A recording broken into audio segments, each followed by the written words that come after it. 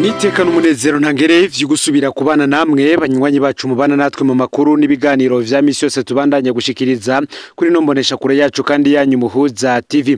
Uyu numwe tugiye kubageza ko amakuru biriko biravugwa bigezwe ko muri kano kanya nga mu gihugu c'u Burundi, akaba ari amakuru tuza kugaruka cyane ku biriko biravugwa mu gisata ca politike be no kuri zimpinduka ziriko zirakorwa muri leta y'u Burundi. Hari ziriko zirakorwa n'umukuru w'igihugu Varisto Ndayishimiye, ivyavuye mu matora y'abakenguza amateka ndetse n'abashinga amateka ku mushikiranganje wa mbere ndetse n'ibindi bibanza vyose biri imbere tuza kumenya vyose. Mu mwanya muto uheze nibwo vyatangajwe yuko Gervais Ndirakobuca yahora ari umushikiranganje wa mbere wa leta y'u Burundi yarahejeje gutorerwa gutwara inama nkenguza amateka mu kiringo c'imyaka 5, no kuvuga kuva muri uyu mwaka w'ibihumbi 2025 gushika mu mwaka w'ibihumbi 2030. Gervais Ndirakobuca rero akaba asubiriye Emmanuel Sinzohagera yahora aramutswa urwo rwego. Biravugwa yuko umukuru w'inama nkenguza amateka mushasha yabisikanije na Emmanuel Sinzohagera yahora aramutswa urwo rwego. Inyuma yaho inama nkenguza amateka itoreje Gervais Ndirakobuca n'ivyegera vye bibiri vyo kurongora iyo nama, akaba ari kuri uyu munsi genekerezo ya 5 ku kwezi k'umunani uyu mwaka w'ibihumbi 2025, hakaba hahise hakurikira ibirori vyo kubisikanya muri ayo mabanga. Kimwe mu vyo abanyagihugu hirya no hino bariko baragaruka ko ni vyaranze aba bagabo bompi bahejeje kubisikanya mu mabanga. Hari abagaruka kuri Gervais Ndirakobuca ndetse n'abandi bakagaruka kuri Emmanuel Sinzohagera. Muri imyaka 5 ngo President Varisto Ndayishimiye amaze ku butegetsi, biragaragara ko aba bagabo ari bo bagaragaye cyane mu mabanga bari bajejwe nk'abavugira abenegihugu bato bato. Benshi baribuka inkuru imwe yavuga ko Gervais Ndirakobuca ubwo yarakironka amabanga yo kuba umushikiranganje wa mbere, nawe arafise imirima ahingisha hirya no hino mu gihugu. Nkuko yagiye arabikora nawe mu minsi ya mbere akiri umushikiranganje w'intwaro hagati mu gihugu iterambere rusange n'umutekano, hari abenegihugu yagiye aratunganiriza. Benshi baribuka igihe yambika menote bamwe mu bastaneri bariko bagirizwa ko bariko basenyera abenegihugu atabo basha babifitiye cyangwa se kuko bo babikora bitwaje igikenye. Ico kikaba kimwe muco abenegihugu benshi bashimiye Gervais Ndirakobuca, bakavuga ko ari mu bagabo bagiye barafata ingingo zagiye zirahoza abenegihugu. Benshi kandi baribuka ko umukuru w'igihugu iyo agiye kwimbura imyaka yiwe cyane ibiraya, agenda yitwaje n'abamenyesha makuru bakamufata amafoto atandukanye ndetse akagira n'ijambo ashikiriza. Gervais Ndirakobuca we nawe iyo ngendo ngo yarayifise, gusa we yaje kuyagarika inyuma yo kubona amagorwa abenegihugu bato barimwo, ngo we akabifata nk'uko yaba ariko arabishima hejuru cyane kuko bo baba harimwo benshi baba badafise izo bapfungura, ariko we akabandanya yuzuza ibigega nk'uko Varisto Ndayishimiye we yagiye arabitangaza ko ibigega iwe bibogaboga. Sivyo gusa kandi na Pastor Emmanuel Sinzohagera ari mu bagaruka ko cyane bashimirwa n'abenegihugu batandukanye kubera ivyaranze amabanga baranguye. Benshi baribuka ko atamushikiranganje numwe yahonyoza ikirenge mu nama nkenguza amateka atiteguye neza, kuko ibibazo Emmanuel Sinzohagera yababaza vyabaga ari ibibazo bifise aho bihurira n'amabanga yabo bitandukanye n'ingene abashikiranganje bitwara bageze imbere mu nama nshinga amateka rirongowe na Gérase Daniel Ndabirabe. Gusa benshi bakavuga ko Gérase Daniel Ndabirabe kuronka iki kibanza nanone yasubiriye kuronswa bitari bikenewe cyane, ahubwo harakenewe umuntu yotorera inyishu ibibazo abanyagihugu bafise ndetse akagerageza kubavuganira, kuko Gérase Ndabirabe ngo nawe ari muri ba bategetsi bamye bavuga yuko abarundi batunze, ko ibitoro bihari binyegejwe n'abategetsi batandukanye mu gihugu, k'amadolari mu gihugu ahari ndetse n'ibindi bibazo abenegihugu bagiye barahura navyo we vyaba bitamuraba. Ngo bikagaragara ko Gervais Ndirakobuca icatumye mu mabanga yo kuba umushikiranganje wa mbere atarangura neza harimwo ukugogwa na bamwe mu bihangange muri leta ndetse no mu butegetsi. Akavuga ko mu makuru amwe mu makuru avugwa bikavugwa yuko Ndayishimiye ubwiwe ari we yagiye aramunaniza muri aya mabanga nk'uko vyagendekeye uwo yasubiriye ari we Arengiyome Bunyoni. Gervais Ndirakobuca rero avuye ku bushikiranganje bwa mbere aje gutwara inama nkenguza amateka. Nkuko twabigarutse ko Gervais Ndirakobuca yahora ari umushikiranganje wa mbere wa leta y'u Burundi niwagiye kuba umukuru w'inama nkenguza amateka nshasha y'u Burundi yatowe ku igenekerezo ya 23 mukakaro uyu mwaka w'ibihumbi 2025. Twabigarutse ko ivyegera vyiwe ni General Generose Ngendanganya ndetse na Clotilde Kampimbare. Ni inama igizwe n'abantu 13 yarishashe ubwa mbere kuva kuri uyu wa mbere kugira yemeza amategeko agenga ibikorwa vyayo yongere kandi tore abagize ibiro vyayo. General Gervais Ndirakobuca yari umushikiranganje wa mbere kuva mu kwezi kw'icenda umwaka w'ibihumbi 2022 akaba yarasubiriye General Arengiyome Bunyoni ubu ari mwibohero. Itorwa rya General Ndirakobuca azwi kandi kuri tazerano rya Nakugarika risa nuko atawe ryatangaje, gusa bamwe n'abandi bakaba bavugwa yuko ico kibanza Reverend Ndikuriyo yashoboraga kugisubizwamwo. Igihe yarungikwa mu kiruko c'izabukuru hataragera ni mu kwezi kwa Rusamu y'umwaka w'ibihumbi 2025. Abantu benshi bari baza ikizokurikira mu buzima bwe bwa politike. Inyuma y'imisi mike yaciye aboneka ku rutonde rw'abazokwitoza mu kibanza c'abakenguza amateka mu ntara ya Bujumbura. Abarabi ibintu n'ibindi babonye ko yari inzira yo kumutegurira ikibanza yojamwo avuye mu mabanga y'umushikiranganje wa mbere. Ni nako bigenze kuri Generose Ngendanganya umugore wa mbere yashitse kuri iryo pete mu gipolisi c'u Burundi. Barungikiwe rimwe na Ndirakobuca mu kiruko c'izabukuru. Gervais Ndirakobuca hari hasigaye ukwezi kubura iminsi mike ngo akwiza imyaka 3 ari umushikiranganje wa mbere muri leta ya President Varisito Ndayishimiye. Ariko naho bitigeze bija ku mugaragaro canke ngo akugwe muri ayo mabanga, vyaravuzwe ko umushikiranganje wa mbere Ndirakobuca n'umukuru w'igihugu Varisito Ndayishimiye bashitse aho batari bakibona kumwe ibijanye no kurongora leta na cane cane ku bijanye n'ibibazo nk'ivy'igitoro n'amafaranga mvamakungu bisa n'ivyabaye akananira abahinga. Ngo mbere Gervais Ndirakobuca yarigeze no gutanga ibitekerezo vy'ingene ivyo bintu vyose vyozanwa mu gihugu hakoreshejwe n'ubundi ya masosiyete yamye abizana mu gihugu kuva kera, gusa ivyo atabonaga kumwe na President Varisito Ndayishimiye we bavugaga ko ayo masosiyete ariyo yashaka kwifashishwa ngo amutembagaze ku butegetsi abifashije Arengiyome Bunyoni.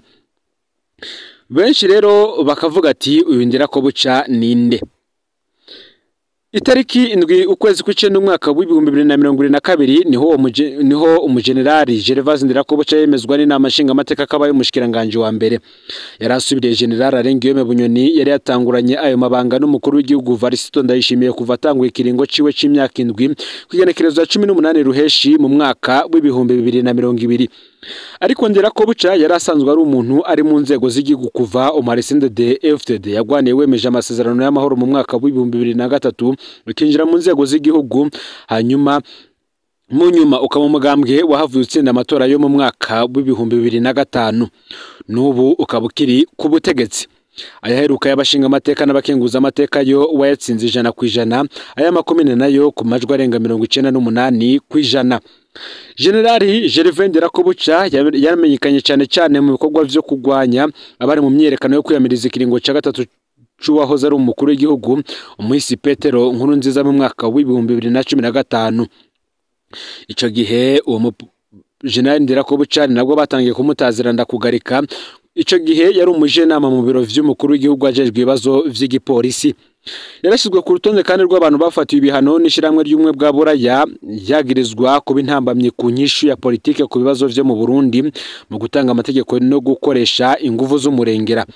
Yagirizwa hanini vyabaye ku igenekerezo ya 2026 n'igenekerezo ya 2026, igenekerezo ya 2027 n'igenekerezo ya 2028 Rusama umwaka w'ibihumbi 2015 mu makaritiye ya Nyakabiga ndetse na Musaga.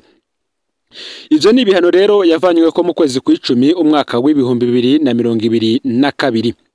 General Gervais Ndirakobuca kandi akaba ari mu barokotse ubwishingi bw'abanyeshuri b'abahutu muri kaminuza y'u Burundi bwabaye mu mwaka w'igihumbi 1995 aho yiga mu mwaka wa 2 mu gisata ca shimi. Ico gihe rero niho yaca agenda kugwana mu Muharisende de FTD. Ku rugamba yarazwi nk'umuntu bemera cyane mu bikorwa vyo kugendereza. Inyuma rero y'amasezerano yo guhagarika intambara, General Ndirakobuca ari mu mugwi w'abasirikare ba CNDD-FDD yarungitse gukorana nabo mu ngabo za leta y'ico gihe FAB mu gikorwa cyo kuvanga ingabo z'izo mpande zibiri zari zimaze imyaka 10 zitana mu mitwe. Bibutse ko ico gikorwa cyo kuvanga abo basirikare bo ku mpande zompi cyari gihagarariwe na n'umuhisi General Adolphe Nshimirimana. Yagiye aja mu nzego zitandukanye kandi z'igipolisi. General Gervais Ndirakobuca geragejwe amabanga ahambaye mu nzego z'igihugu. Yarabaye icegera c'ujejwe iperereza, yarabaye imwe mu bagize umugwi ujejwe gukura ibigwanisho mu banyagihugu imyaka 6. Yarabaye icegera c'umukuru w'igipolisi c'u Burundi imyaka 5. Yarabaye icegera c'umugenduzi mukuru w'igipolisi c'u Burundi imyaka 5. Yarabaye umukuru w'iperereza ry'igihugu ndetse kandi yarabaye umushikiranganje w'intwaro hagati mu gihugu, iterambere rusange n'umutekano, ndetse kandi arongera araba n'umushikiranganje wa mbere aho kuri ubu yaronkejwe amabanga yo kuba urongoye inama nkenguzamateka mu kiringo c'imyaka 5. General Gervais Ndirakobuca ni umugabo afise umuryango ugizwe n'umugore n'abana 7, abahungu 3 n'abakobwa 4. Akaba yaravutse mu mwaka w'1970 ku musozi wa Kebaya, komine Bukinanyana naho mu ntara ya Kera Cibitoke, ubu isigaye iri mu zigize intara yagutse ya Bujumbura mu ndinganizo nshasha y'intara 5 z'u Burundi. No muri iyo ntara rero akaba yaratowe kuba umukenguzamateka, amabanga agiye kumaramwo imyaka 5. Ngivyo rero ivyo twoba tuvuze ku wahora ari umushikiranganje wa mbere wa leta y'u Burundi, Lieutenant General de Police Gervais Ndirakobuca. Mu yandi makuru kandi, i Bujumbura hari ibinyegezwa kwihamagarwa ry'umuserukizi wa Republika Iharanira Intwaro Rusange ya Kongo nico rigamije. Ibinyegezwa bibandanya kuba vyinshi kubiriko birashikira Wirye Murumba aserukira Republika Iharanira Demokarasi ya Kongo mu Burundi. Kubw'amakuru yegeranije SOS Media zi Burundi, uwo mukozi wa ambasade yahamagariwe i Kinshasa, umugwa mukuru wa Kongo, kwisigura ku vyikekwa ku bicuti hagati y'abamwe mu bakozi b'ubuserukizi bwiwe n'urunani AFC rutwarwamwo M23, umugwi twaje ibigwanisho bigaruriye uburere bwinshi buri mu butare mu buseruko bwa Republika Iharanira Intwaro Rusange ya Kongo hamwe n'imigwa mikuru ya Nord Kivu na Sud Kivu. Babiri mu bakozi b'ubuserukizi bwa Kongo bagirizwa ivyo baragariswe baca barungikwa vyihuti Kinshasa mu ntango z'iyindwi. Bajanywe n'indege idasanzwe yari yarungiswe na leta ya Kongo. Ubu bakaba bapfungiwe kandi bariko babarizwa muri ANR, no kuvuga igendereza ry'igihugu ca Kongo na Demiape. Kubw'amakuru turiko turaronka inyuma yo kumvirizwa n'abamukurira, uwo mu ambasaderi yo baragerageje gusubira mu kazi kiwe i Bujumbura ku mugwa mukuru w'ubutunzi w'u Burundi, ariko yoba yarabujijwe gusubira i Bujumbura kuko indongozi za Kongo zabaye zimutegetse kuguma i Kinshasa. Ku munsi wa 5 w'indwi iheze, imbuga haniro zarabivuze ko cyane. Abenshi mu bandika ku mbuga haniro bavugaga ko uwo mutegetsi nawe nyene yoba yarahagaritswe nawe nyene. Kugeza ubu nta na kimwe kiramenyeshwa n'indongozi za Kongo cyangwa ubushikiranganje bw'imigenderanire, ico kigaha ikibanza ibihuha vyinshi biriko biravugwa hirya no hino.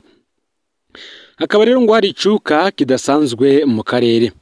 Ivyo bibaye mu gihe hibonekeza icuka kidasanzwe kibi mu karere. Burundi bufadikanije na Kinshasa mu vya gisirikare bwararungitse abasirikare 10,000 muri Republika Iharanira Intwaro Rusange ya Kongo gufashanya na FARDC, igisirikare ca leta ya Kongo na wazalendo kugwanya AFC M23. Agacerere k'indongozi kuco Wiri Mulumba ashobora kuba hamwe n'ivyagirizwa vy'ukuri nta kindi biriko birazana atari ugukwiza ibibazo mu gihe abategetsi benshi bariko barakurikiranwa cyane bikaba bivugwa yuko ngo hariko arakurikiranwa abava mu bwoko bwa abanyamurenge. Hakaba harandi makuru ariko arashigwa ahabona cyane ku biriko biravugwa Indora, aho bamwe mu borozi bariko bariyamiriza ikori rikabije ku bitungwa.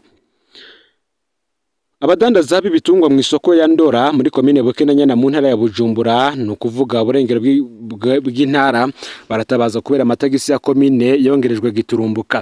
Ivyo biciro vy'amatagisi bishasha bituma ibikorwa vyabo bidatanga umusaruro. Mu gihe intwaro yisigura ko iyo ngingo yaje kuduza amatagisi, aborozi bo bariyamiriza inyuruzwa ry'amatungo rikorwa n'abatoza kori bamwe.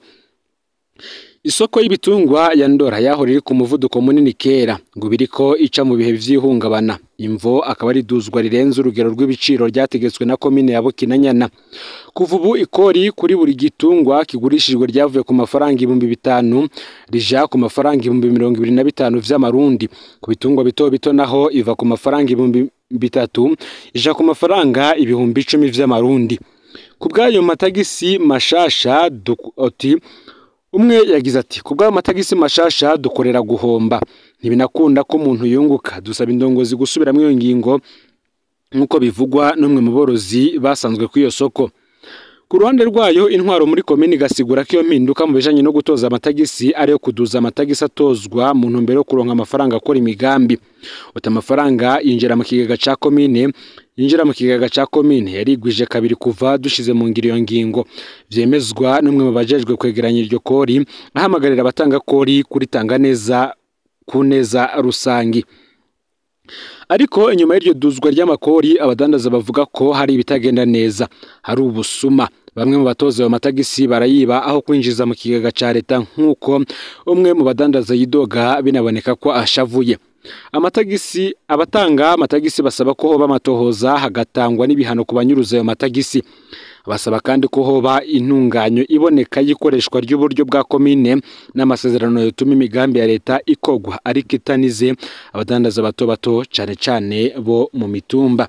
Rero amakuru yaragezwe ko muri kano kanya ufyonde subscribe canke sabone niba utari wafyonda ko kugira ngo tujocekanwa nadushikiriza usangiza no makuru bagenza aho bari hose kugira ngo nabo baje baraba mu bambere bashikirwa n'abiriko biravugwa bigezwe ko ngaha mu gihugu c'u Burundi hanze imbibe z'igihugu c'u Burundi ndetse no mu makungu ya kure.